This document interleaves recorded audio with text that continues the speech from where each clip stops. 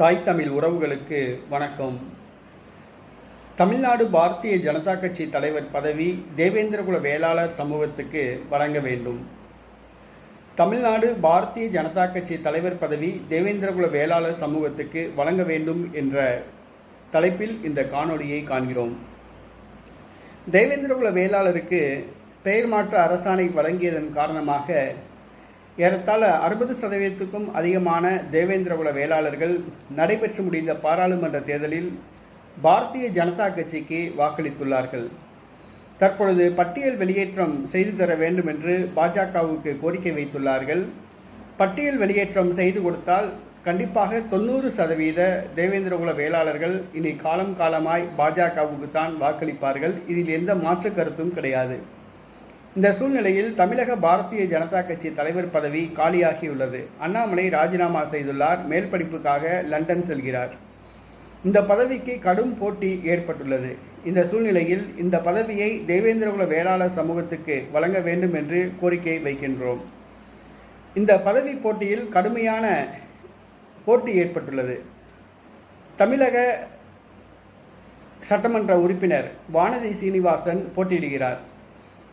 தனக்கு பாரதிய ஜனதா கட்சி தலைவர் பதவி வேண்டும் என்று. வானதி சீனிவாசன் அவர்களுக்கு இந்த பதவி வழங்கக்கூடாது. ஏனென்றால் அவர் ஏற்கனவே கொங்கு மண்டலத்தை சார்ந்தவர். கொங்கு மண்டலத்தில் இருந்துதான் அண்ணாமலை, எல் முருகன் ஆகியோர் தமிழக பாரதிய ஜனதா கட்சி தலைவராக தேர்வு செய்யப்பட்டுள்ளனர். ஆகவே மீண்டும் இந்த பதவி கொங்கு மண்டலத்தை சார்ந்தவருக்கு வழங்கக்கூடாது. அதேபோன்று பொன் ராதாகிருஷ்ணன், தமிழிசை சவுந்தரராஜன் இருவரும் மீண்டும் இந்த பதவியை எதிர்பார்க்கின்றனர். பொன் ராதாகிருஷ்ணனுக்கும் தமிழிசை சவுந்தரராஜனுக்கும் இந்த பதவி வழங்கக்கூடாது. ஏனென்று சொன்னால் 2 பேரும் நாடார் சமூகத்தை சார்ந்தவர்கள். நாடார் சமூகத்துக்கு ஏற்கனவே இந்த பதவியை வழங்கிவிட்டீர்கள். இந்த இருவரும் ஏற்கனவே தமிழக பாஜக தலைவராக பதவி வகித்தவர்கள். ஆகவே இவர்களுக்கு மீண்டும் வழங்கக்கூடாது.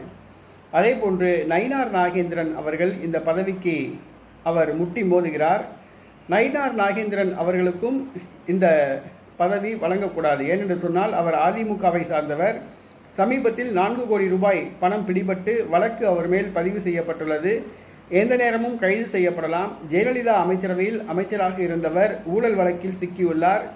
மேலும் இவரை பாஜகவுக்கு தலைவராக்கினால் அதிமுக தொண்டர்கள் விரும்ப மாட்டார்கள். அதிமுகவுடன் கூட்டணி அமைய வாய்ப்பில்லை. ஆகவே நயினார் நாகேந்திரனுக்கும் இந்த பதவி வழங்கக்கூடாது. இந்த பதவிக்கு பொருத்தமானவர் தேவேந்திரகுல வேளாளர் சமூகத்தை சார்ந்த ஒருவரான தென்காசி ஆனந்தன்.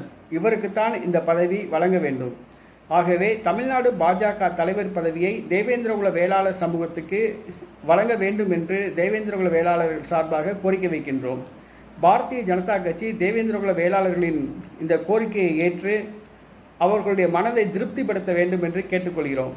தமிழக பாஜக தலைவர் பதவி தேவேந்திரகுல வேளாளருக்கு வழங்கப்பட்டால் அது தேவேந்திரகுல வேளாளருக்கு கிடைத்த அரசியல் அங்கீகாரமாக கருதப்படும். ஆகவே தமிழக பாரதிய ஜனதா கட்சி தலைவர் பதவியை தேவேந்திரகுல வேளாளர் சமூகத்துக்கு வழங்க பாஜகவின் தேசிய தலைமை முன்வர வேண்டும் என்று கேட்டுக்கொள்கின்றோம்.